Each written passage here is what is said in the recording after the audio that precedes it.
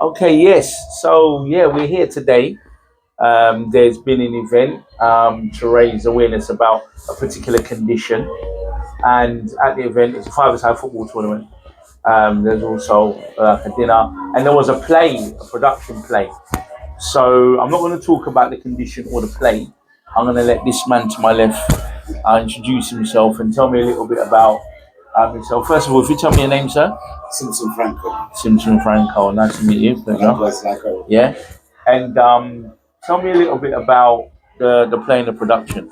Okay, well, the name of the play is Beneath the Butterfly, the Lupus story. So the condition that we're actually addressing in the play is about the lupus condition, which affects mainly black women and Asian women. The disease itself is quite deliberate, what's the word? Debilitating. Debilitating. Yeah. And there's just not enough research Yeah. or pharmaceutical research into Yeah. the subject. So Okay. unfortunately, many of our black women are suffering this condition and silent without the support of the health system. Okay. So the play itself is one, to raise awareness, two, to discuss the conditions, Yeah. and three, to engage the community in supporting each other one and all, basically. Yeah. Okay. All right. And whilst you were actually putting on the play and the production, had to do a little bit of research Yes. whilst you're doing it. Tell me something about lupus that you weren't aware about prior to putting on the production during the research. Loads. If I, to be honest, if I went through the list, we'll be here for about at least an hour. Yeah. But just a few things off the top of my head which I can spout off is one of the major symptoms, particularly in black women, is chronic fatigue. Literally, like Nina mentioned earlier on, it's almost like imagine wearing an SAS backpack. Yeah. And marching through treacle. That's what every day is like. Wow. Their immune system literally attacks anything and everything. So little things like your toes might be fine, all of a sudden your toenail falls off, or your eyebrows fall out, or your kidneys are affected, and then there's a knock-on effect on all the other organs and stuff, such as heart conditions. So there's loads of symptoms. There's 200 autoimmune diseases, and lupus can mimic any one of them, if not all of them. Wow. That's quite phenomenal, actually. Over 200. So in terms of anybody that has actually had lupus, have you ever come into contact with somebody that's had the condition? Oh yes, I actually, it's a great little story. I think I've mentioned it to a couple of people. About 15, 20 years ago, I worked out in Spain. And I worked with a gentleman, Irish guy actually. Yeah. And he was always calling in sick for work. Okay. And he was supposed to have lupus. The consensus between the staff and the management was, this guy, he's not serious. He's always pulling a sick note and stuff like that. And one day he'll be fine, the next day he'll call in sick. But in researching this disease, I found that lupus sufferers can be absolutely fine one day, and for whatever trigger, the next day they literally can't move, can't get out of bed, can't even go to the bathroom. Knowing somebody who I didn't really respect as a disease and took it as a sick behavior, I've now realized that he had no control over it. And the sad thing about this disease is that most people, without any real knowledge, they just assume, oh, you're just a bit sickly or you can't be bothered. But the disease itself can actually cause that and make you look like you're not involved in what you're doing. But it's the symptoms of the disease, unfortunately, and not somebody's mindset. Wow. Okay. Yes, that's quite interesting. So in terms of your involvement in theatre and in film and in TV, just a little bit about yourself. Okay. So I'm quite new to the industry.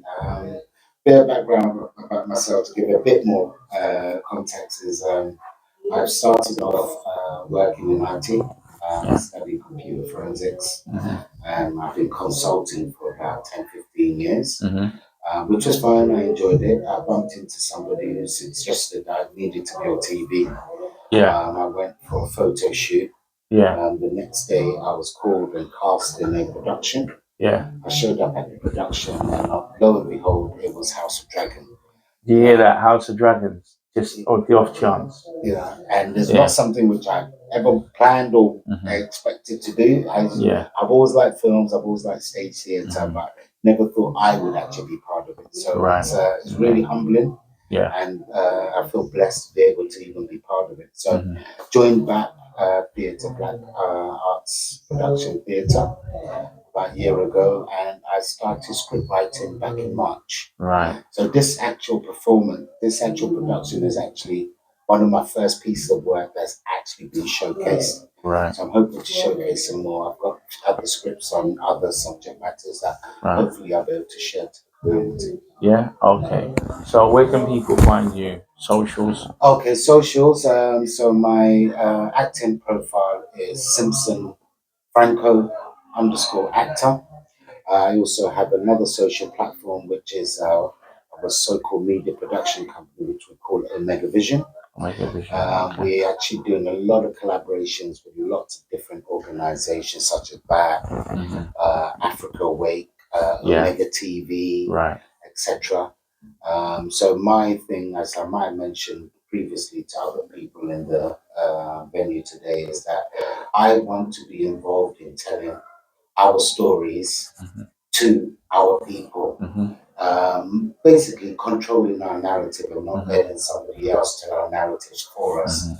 And my big passion is to get as many ethnic people like myself. I'm all for diversity, but I'm also very relevant with Pan-Africanism, and I want more people of a Black background to be involved in the film and stage and theatre industry and screenwriting and directing, etc.